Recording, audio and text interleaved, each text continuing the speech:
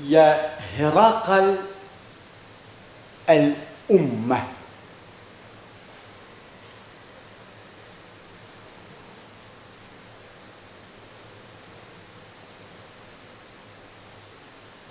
لقد أتعبتني وأرهقتني وأنت تسمى هرقل الأمة، العفريت الممدد التي يتمدد له بداية تؤدي إلى اللانهاية. اسمع، ينتظر ما يسمى ديناصور ملقى على طرول له قدرة وعلمه، جمع ديناصورات، وظل مطروح على طرول له قدرة، جمع ظلال. ولكل من ذكرت مثلثه وعلمه. علمت يا هذا الهرقل أم لا؟ وننزل وادي القمل والبراغيث والدم ولحم الخنزير القائم على ما يسمى الذبابة الخيل الكذابة، ضعف الطالب والمطلوب. فعي يا هرقل حتى ترى هذا الكنز وتنهل منه بمقياس لواقح رياح تغرس تحيي خلية واحدة تنير باقي الخلايا، تعي معنى الأصفار التي تلي. الحكاية حكاية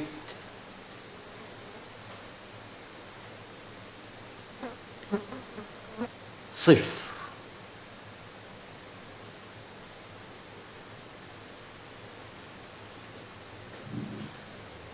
يزداد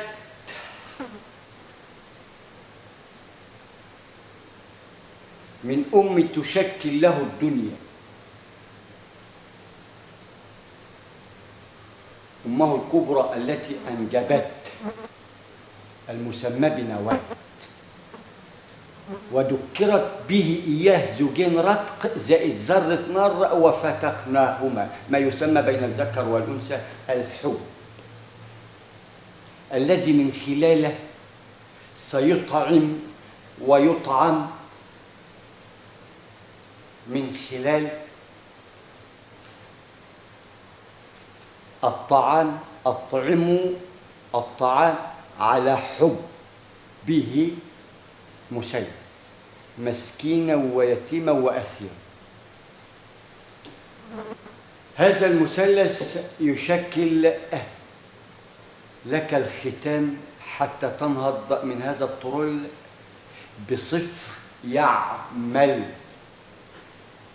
بقانون يسمى الذرة الصفرية القائمة على الطاقة الثابتة صفر زائد ثبات طاقة سرعة الصفر يساوي حركة دائمة من الصفر للصفر في صفر مع مراعاة ثبات الصفر. وناخد قانون الفجر والفجر التي أنجب ليال عشر. هكذا تكون الإحدى عشر عندما تكتمل النواة تنجب فلك ظل له هنا مقياس بين الزوجين أي النهرين الساعة 12 منتصف صراطه ويمشي في خياله ويكون له مقياس ينتهي بالمادة السوداء نواة أي التي بها خير من اكتمل ويستدار عليه الزمان بقانون وضع الديمومة بداية اللانهاية استدارة استدارة استدارة.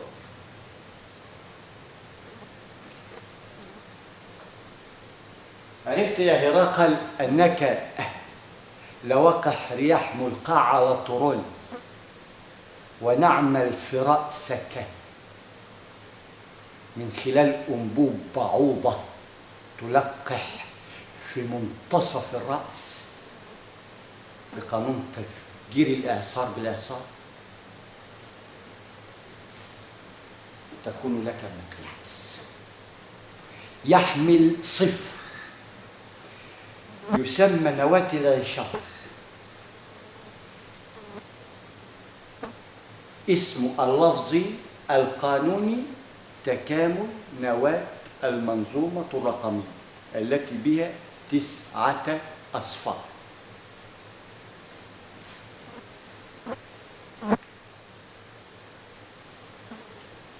وحملت مثلث المقابر، ساكن المقابر الأحياء في واديك، ويشكل أمانة عندك إلى أن تلقى الله، كما يذكرك الآن من خلال قلنا وما قلنا ولكن الله الذي قال وما أدرك بين الخالق والمخلوق، نظرنا وما نظرنا ولكن الله رأى، علمنا وما علمنا ولكن الله علم، ادانا 9 أصفار سكلوا لنا سلم هامان عله يبلغ الأسباب. التاني غير وده لسه ما بلغش الأسباب، ومع ذلك طلع من نسله تحلب كده تمدد غرقان في شبر ميه يشكل له لجي، عامل له عفاريت في الهواء، عفريت بيجري وراه إعصار ما هوش عارف بيجري من فاسة عفريت. فهرقل مش ترنح في الإنعاش لأنه يحتضر بكل الوسائل المتعددة واللامتعددة، وما أدرك في بداية اللا تعدد القائم على التعدد بالعلم، لأن لديه الأصفار، لأن بداية تكامل نواة المنظومة الرقمية تشكل بداية اللانهاية. بدأنا من حيثما انتهى الآخرين والآخرون والآخرة، تنتهي لأمنا وأبونا حواء وآدم. والملقى أمام الآن على الطرول يسمى هرقل الأمة،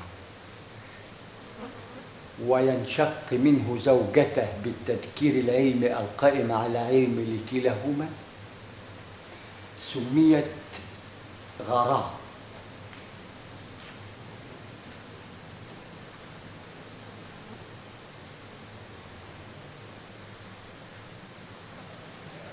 يا غرام يا غرام يا خير من أنجبت من فضل الله يتكاثر، حور عين، حور تسعى في الحواري والأزق، وعين تعني الماء أي ارتقاء الماء، ونحن نرتقي لواقع الرياح التي تعمل بنواة الماء.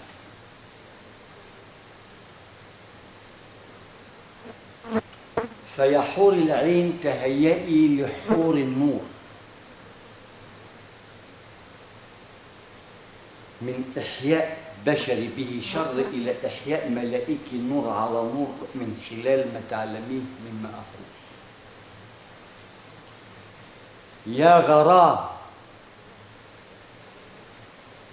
يا هذا الهراقل، علمت ما هو اسم زوجتك، تسمى غرام.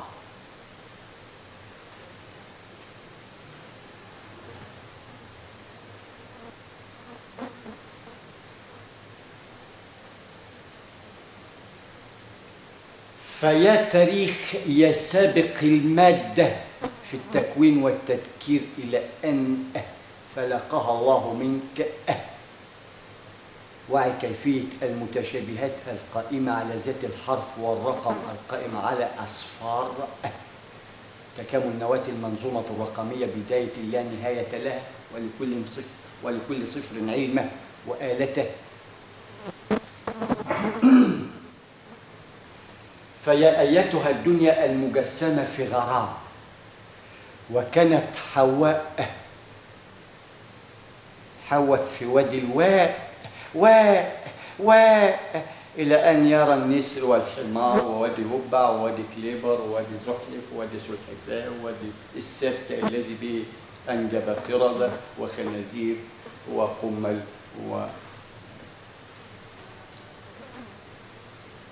فيا هراقل أنت تسمى بهراقل بعدك قائم على 9 مليار خلية دم أحمر لا نرى منه شيئا، وقد سري خير من تشم منها مسك الأرض، ويكون لنا قابيل وهابيل آية، ولنا الصخرة البكاء هناك نزورها عبر العلم، نعمر أهلها بالخير إلى أن يعوا قيمة بلدهم أنها خير من يستنشق منها الريحان، كلاهما يستنشق. فيا هراقل كفكف عرقك ودمك، علك أن ترى مقياس الدم مقياس 9 مليار دم حرم، وخير ما أنجبت المياه التي منها الأرض ومنها أنجب، حتى يعي من أين تحلب رقم 1 أحياه تحلب كده يشكل موت أي فلق، موت لفراق الآخرين، أحبب من شئت فإنك مفارقة، إلى أن تأتي هنا ترى المتشابهات أنهم أخوتك وتجسموا يراودوك الحديث بقانون وما كلكم إلا نفس واحدة، ونرى الجسد الذي له خوران متشابه مع مراعاة اختلاف البصمة.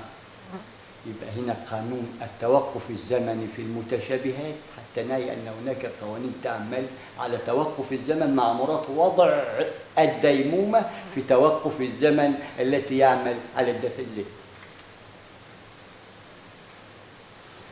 ما هو أنا عايزك تعمل مش فاهم، علشان أنا عايزك كده يا عم، أنا راجل بترجم بربري وعبري وهنجيخي وسيخي وميخي، راجل بترجم وبتكلم عبري معرب، إنجليزي معرب، عربي معرب، هلباوي معرب، كبشاوي معرب، رب فاص 4 حافر زائد 2 أرفص يسكن الواقع الرياح معرب.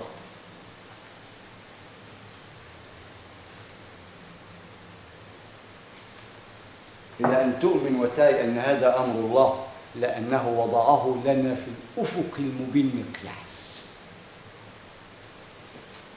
ونرى علمه ورقمه وعدد أصفاره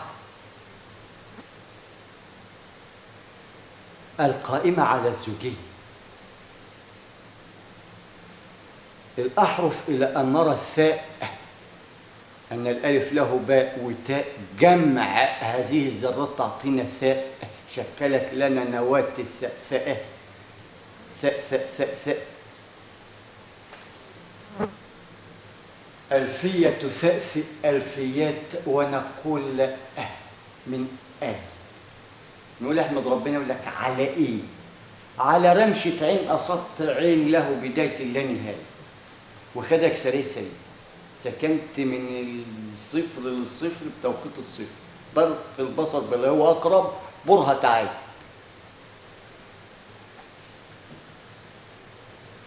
فاعلم أنك تحلم حلم مجسم يسكن لواقع رياح، وستستيقظ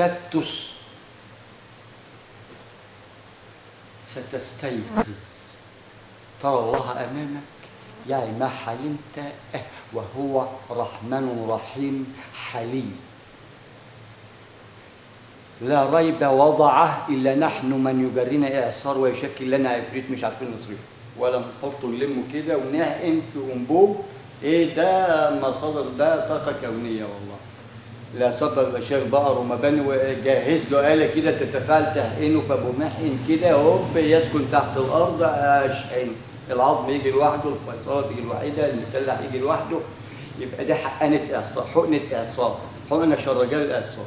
يا إما أطلع كده على دماغه كده بوهم، لأن جوف من تحت أديله على دماغه كده أقول له إيه؟ حجر من سجين صغير كده بطيارة من غير طيار، طيارة من غير طيار، اخد بعد الاعصار واطلع فوق كده، لانه خاوي من منتصف بشكل مخيخ، ويدور فيه لواقح رياح تتفاعل مع الحركة الكونية إلى أن تجسم مثلث لواقح الرياح التي سيحمل وتجري أمامه بقانون ولايات متحدة ومتفرقة من خلال إعصار مش قادر أتفاعل معاه وأفجر له ذرته ومجرته أتفاعل معاه في السرعة إلى أن ينشطر أجزاء.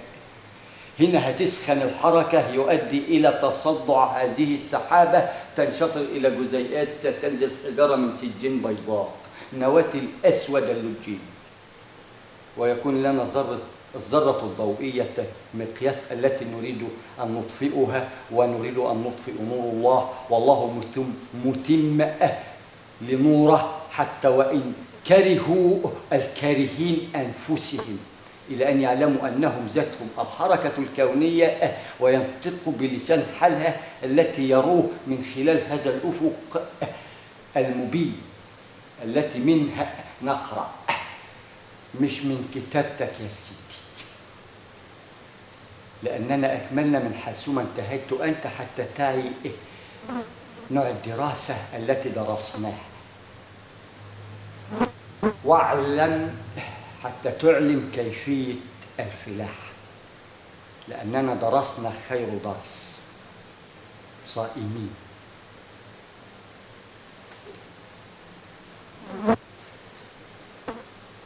علمت يا هرقل الأمة اسمك المكون من 9 مليار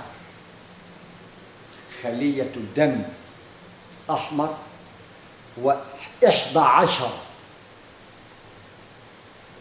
مليون خلية كروية تسمى دم أبيض، اللي ينفع في اللون الأسود طالما ما لقناهاش في الدنيا نلاقيه في الدم.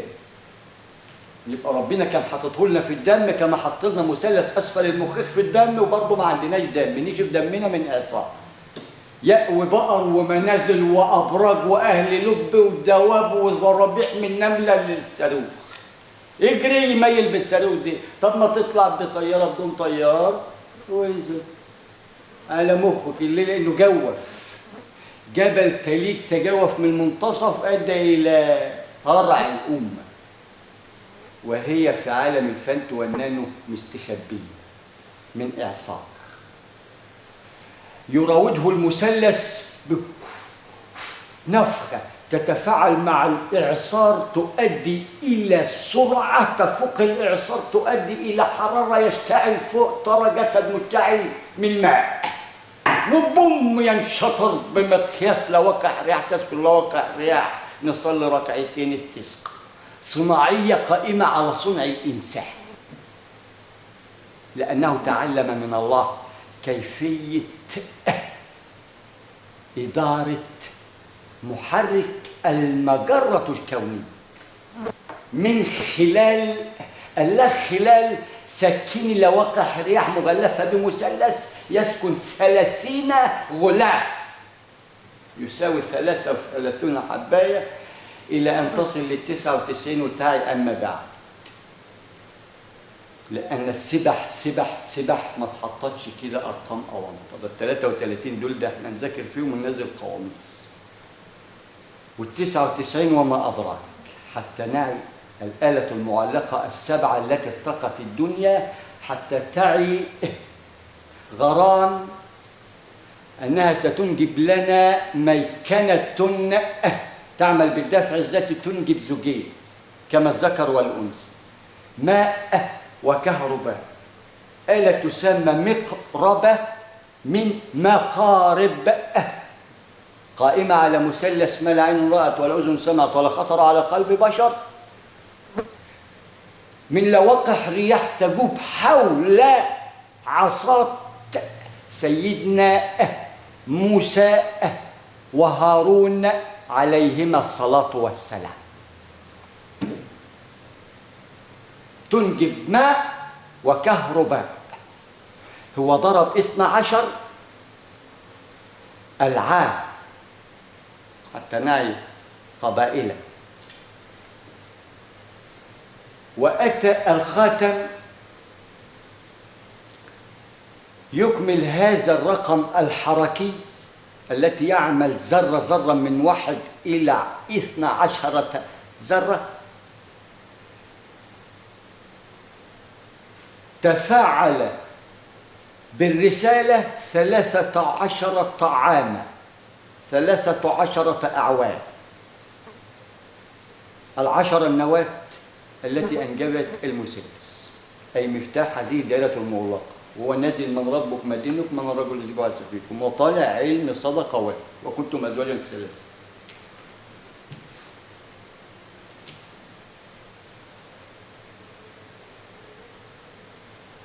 فيا غرام أوصى عليك مثلث 3 وارتقيت 3 أي المثلث، فتقوى الله في المثلث، لأنك غرام بما يرضي ولا يضني، وبينهما الله الحركية التي بها الثلث والثلثان. إن لم نرى الثلث أنه مثلث ثلاثي الأضلاع ومتساوي الأضلاع، نرى السداسي في أعيننا لأنه شعاع البصر، نواة البصيرة. لابد أن نزيل الماء الأصفر، ماء العين المكون من مادة الرصاص التي بها نحن فاعلين، ونحلل بها الآن ونحللها الآن يا هذا الهرقل حتى تعي اسمك عظيم، قائم على 9 مليار خلية حمراء و11 خلية بيضاء حتى تبدأ من يبقى رقم 13 و10 أيضاهم في يثرب حتى تنير بالعلم. لما لا ينير حتى الآن جبل أحد بقانون الدفع الذاتي القائم على الهلوسة الكونية تكريم لسيدنا محمد؟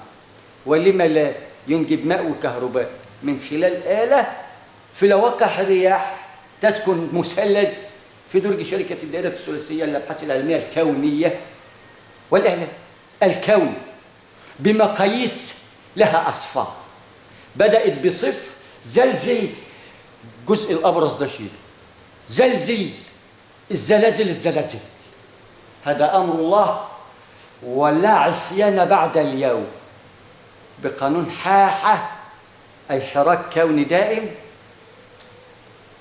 تجوب يرد التاريخ يقول لا حاحة بعد اليوم، هلال المثلث، هلال الميقات والمثلث 3 تضربه في 10 يديك 30 يوم. ال3 مثلث والصفر نواة الذرة التي أنجب هذا المثلث التي منه الذكر والأنثى مجرات يا ظلال، جمع ظل في المنتصف اسم. يا من اختفيت حرف خلف شرطة قلم 1405 أعوام بميقات نراه دون ماء أصفر، يا من أنت في أعيننا 6 على 6 وليست 6 من 6. وجب أن نرتقي إلى الله في عصر العلم القائم على اتفاق من خلال جبروت 9 مليار خلية ترى دمه أحمر قوي ما يكون سيدنا الشماخيري حصل وسط تلاقي شوف هات الذبابة دي افتح الخلية. اسمع يا هذا الهراقل، لقد فتحنا لك دون أن تدري ولا تشعر خلية أخرى تسمى مكياف حتى تتقي ربك بالعلم، في من ترتقيك الدنيا، لأن أنا الحمار لكما وأنتم الأصفار. وأنطق الله الحمار لكلاهما اللي رايحين للجبل علشان يحلف عليه إن الزحلف ما شافش الزحلف، والسلحفاء غار الجبل بالمقص بتاعه ويقول لي مش عارف إيه. يا غرام سأوضع له لك حتى تعي ماذا يفعل هذا المثلث بعد الآن بالنفس. وهغششك وما فيش راجل يفتن على راجل، ولكن علشان أنا بحبك يا غرام، يا من أنجبت أمي وأختي وزوجتي، وما أدراك بما بين هذا المثلث من عمات وخالات.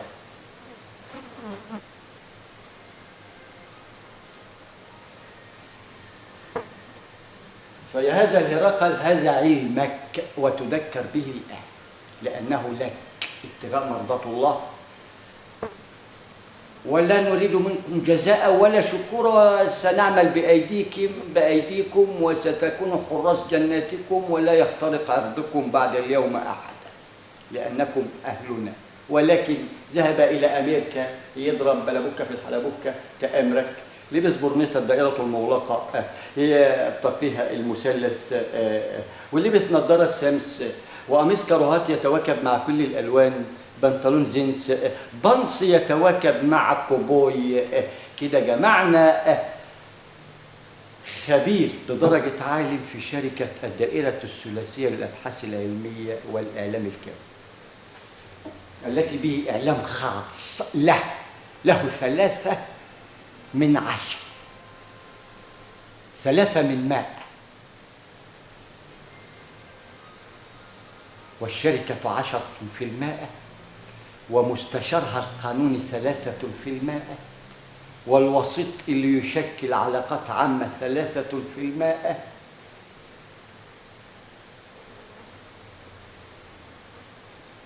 يساوي 22 من 100، ولك الباقي يا صاحب الدار.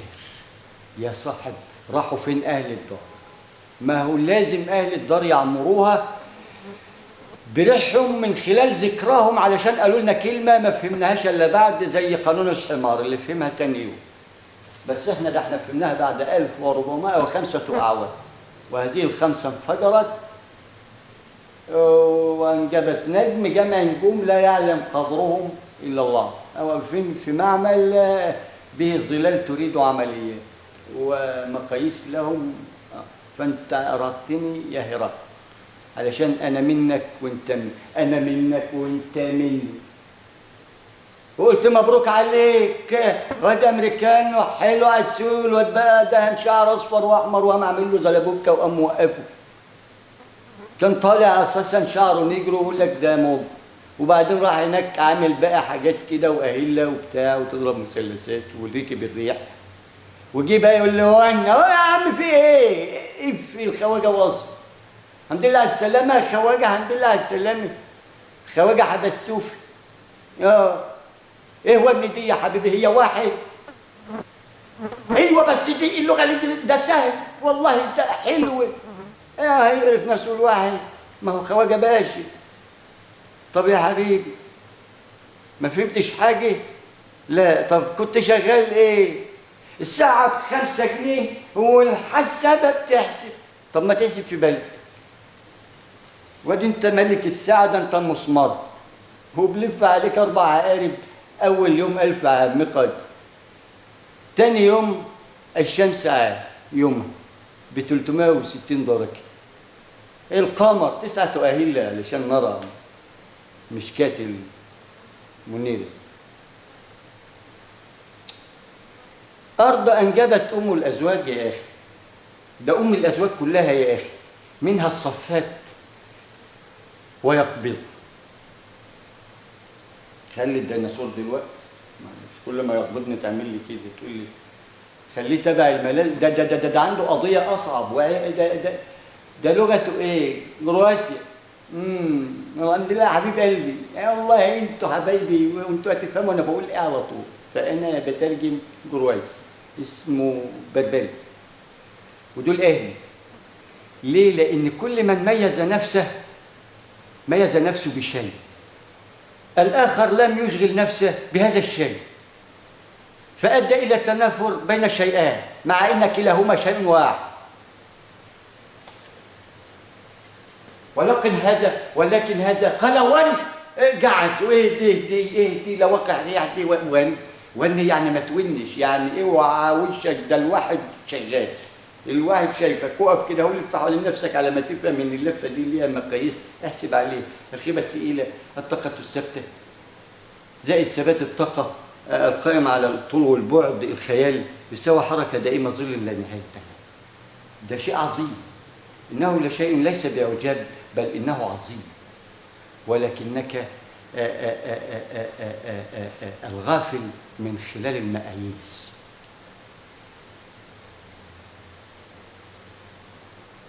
فأنا هغششها.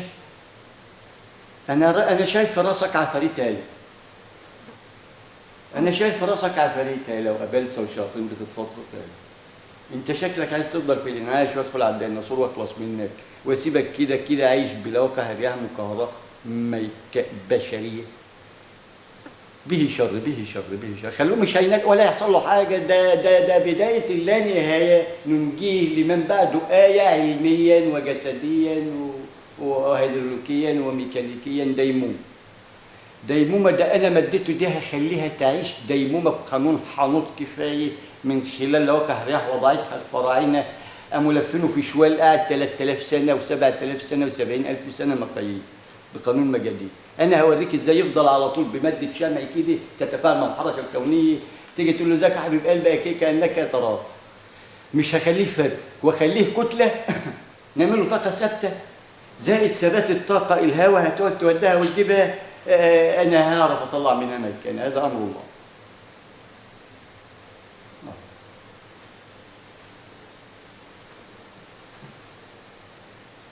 لانه نواه هذا المثلث الكوني وميزانه ومقياسه. ينقصه صفر، اقول له ناقصك صفر الجهاز، امال باقي الاصفار دي لمين؟ اجي اروح له بصفر يقول لي لا لا لا لا لا ماليش فيه. طب امال قاعد ليه يا حبيبي؟ ما انت قاعد عشان تجمع لي العلم الجديد، مش قلت لي وجد جعزتني وخليتني اجري في واحد. اقول له هو عدى، هو خلص العلوم دي كلها ازاي لخصها في واحد؟ حقنها ابو محين عملها فيا ويقول لي ده بنج يا معلم، بنج علمي. اسمع يا زعبول، اسمع يا زعبول، ما هو يا هذا الهرقل العظيم بك كل الفئات المؤدية لبداية اللانهاية هرقلات، ولكن لكل هرقل صفرة. أنت تحمل عشرات أصفار حتى الآن بقانون بآلة. فيا هذا الهرقل أنت امتلكت نواة العشار وعلمت كيفية عملها من خلال المقابر والسرى الليل. هنمشي شوية في النور ونرى بعين البصيرة ونكون عم وصم، ونبدأ من جديد بحرف واحد نعي معناه يكون لنا بداية اللانهاية ثراء وإثراء، معارج ومدارك.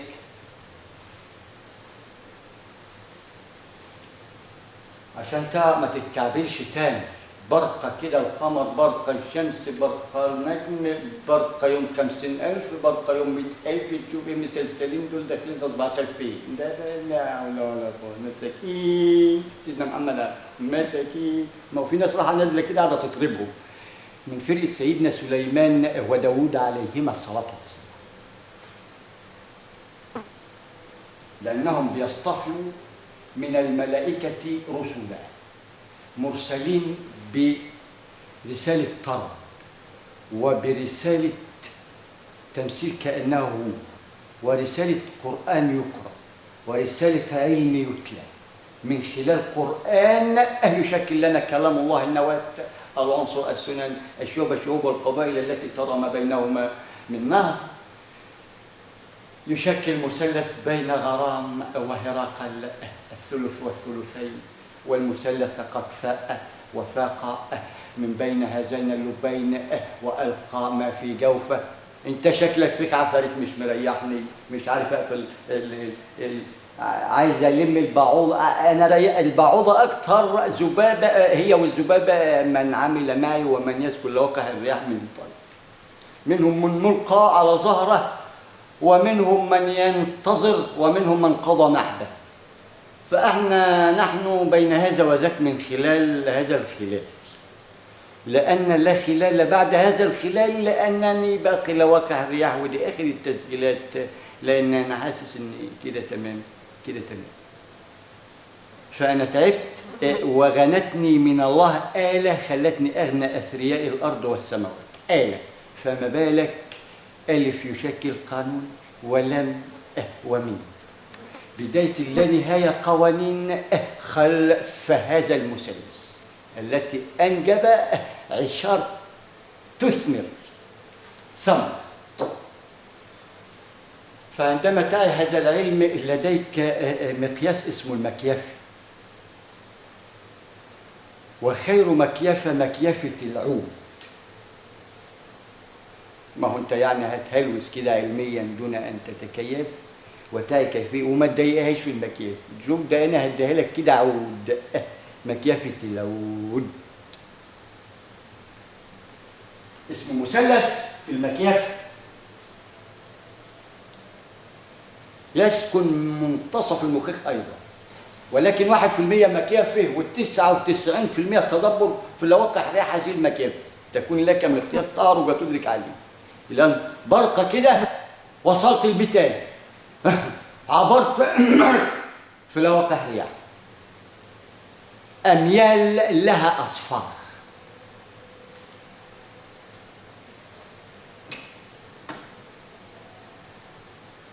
وأحرف قائمة على فتح وكسر وسكون،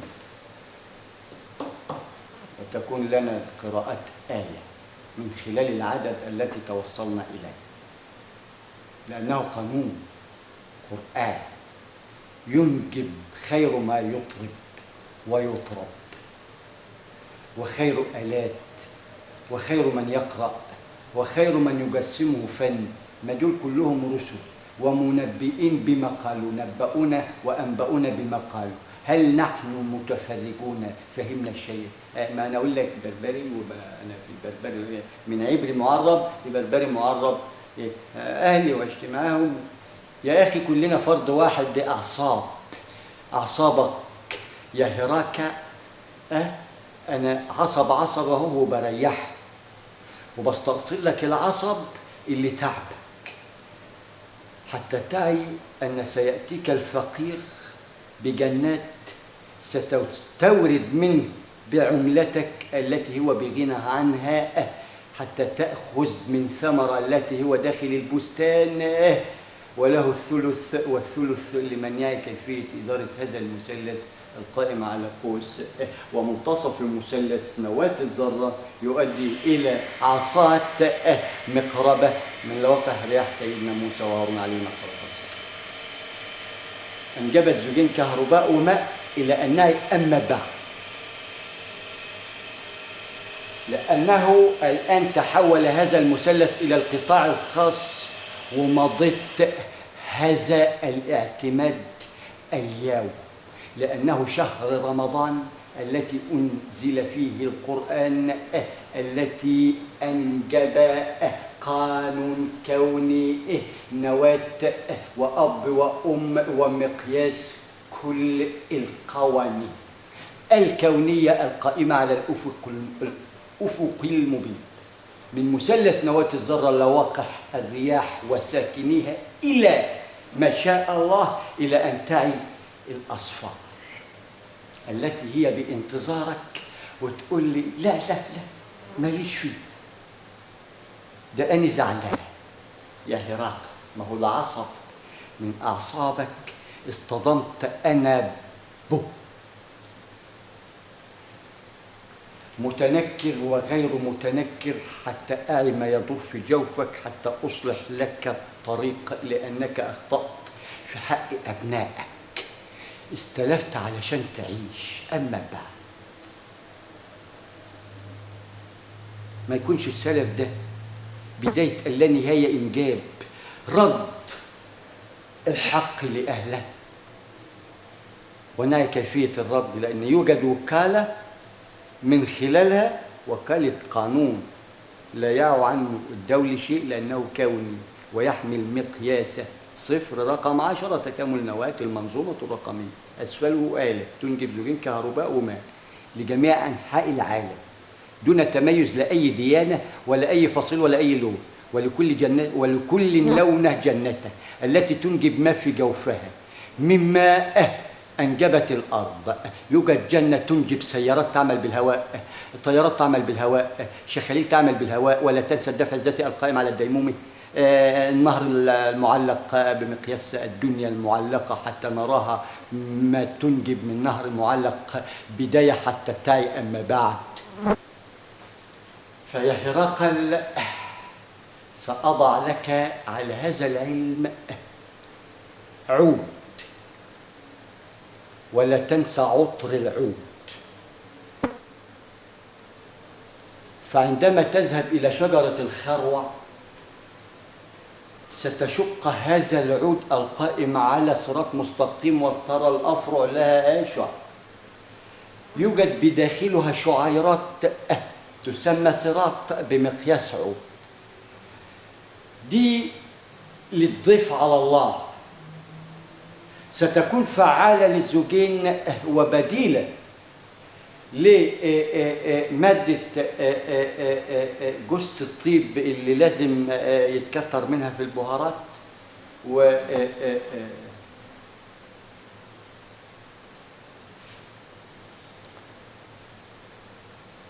فعليك بقانون المكافي بالشلخ والسلخ وفلق هذا العود حتى يعبر 7 أبحر من زيت الخشخاش، وفي كل بحر 7 أيام، و7 لأنه سيكون بداية لا نهاية ديمومته رفاص كده واو لوح. وبعد ذلك يتم استئصاله ويمر بعد ذلك بزيت الأفيون 7 أيام كذلك. وما تغشش عشان هيبقى له طعم أنقعين، لأن ده للأطرم اللي مالوش سنان، ده يعني أبجد هوس حط عوده، يعني لو ما هو مالوش سنان ينكش علشان يقطم العود ده ويبوش بين سنانه ويعمر الخلايا عبر السنان، العصب مباشر يوصل للمخ يعمل لواقع ريحة العيب فيه. ايه ده ماله؟ لا مكهرب كهرباء سيادة. اظبط كهربة المحرك، اظبط الاسبراتير والاسبراتين، اظبط الزوجين الاسبراتير ومن سيظبط الاسبراتير. اقف على ايدي كده، حط له مدفع الكتروني كده يظبط الزومبا وبالدايره وتك تك تك. مدفع الكتروني كده يضيق بالذره الضوئيه امام الزومبا، مثلث كده والدايره المغلقه اللي بتدور على الطنبوره دي فيها زومبا، تلاقيها كده ما تفرقش الايه المثلث، يبقى كده مظبوطه الصوره ومظبوط الايقونه وكله تمام يعمل. بس مش في صمت، اكل رزقك وحرقته في البترول، فهنوفر 30% وهيترفع نسبة 30 فيما يستخلفه من صناعة أخرى خير من هذا الاحتراق الذي شكل لنا غلاف جوي خاص بأنفسهم.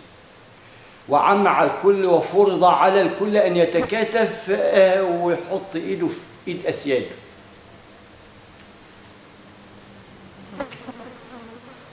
الحكام وأسياد الوزراء وأسياد القضاة، ما هو ده مثلث الحكم يا سيدي. لازم انت عشان تبقى عارف انت ماشي ازاي بتساعدهم. ما هم هيشيلوا هم ايه ولا ايه؟ تقول يا ريس عايزين ميه وكهرباء، يا ريس مشكله ازاي، يا ريس الريس من كتر ما هو كل انسان له ديسك تحمل وعايز يرضي الكل، ولكن كيف؟ هذا ما يسعى فيه الآن. ولكن صبر جميل حتى ده اداك نص واداك نص. يا اخي تقوى الله، لازم تتفاعل وتعي كيفية الذهاب حتى تعي الإياب، والجميع يكون نواة الذهاب القائم على العلم والإياب القائم على العلم، المؤدي لإنجاب ذهاب وإياب، جاب مشرقها ومغربها. ولكن كان بداية اللانهاية حب وتصالح، قائم على إيجاد الماء نزيد به الرقعة الزراعية والسكانية من خلال غزو الصحراء، لأن سيصل لهم ماء وكهرباء من خلال هلال قوس قزح بمنتصفه مثلث يشكل دائرة مغلقة تصب صبة أسفلها تربو طائرة تسمع صوته تجعز. لوقح الرياح من المياه بتمر بشكل رذاذ يتطاير على الجهتين كأنها مجرة كونية تدور وتلوح وتحف وتلف الأفق المبين. يبقى هات لي المصور طيارة بدون طيار، لعبة كده ب 300 جنيه مصري، ويجوب عبر هذه القرية ويصورها من فوق. دائرة مغلقة، قمر واكتمل، وبينه صراط يشكل طود يؤدي إلى دعم هذين الهلالين، إلى أنه يشكل صراط بين هذين القوسين، وهذا ما يسمى أدناه أي بعد جنتك.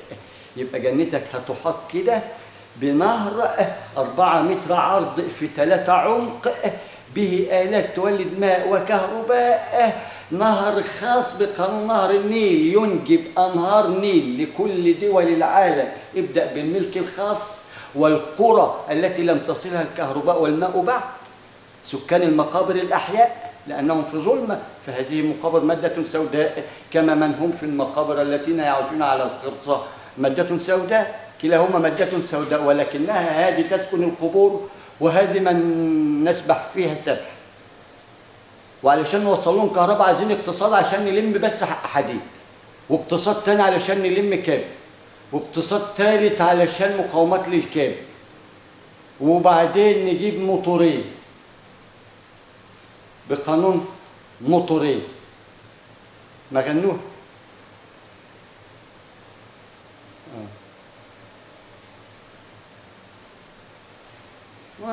تاكسي الغرام ملك جناحين ولا موتورين.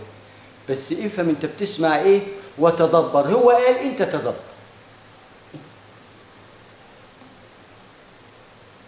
يبقى هنا الموتور هو محور ارتكاز الحركة الكونية، لأنه يشكل القلب النابض للكون، لأنه يحرك بقانون حراك وغر حراك، وحراك لها علم، وحراك لها علم، وحراك لها علم.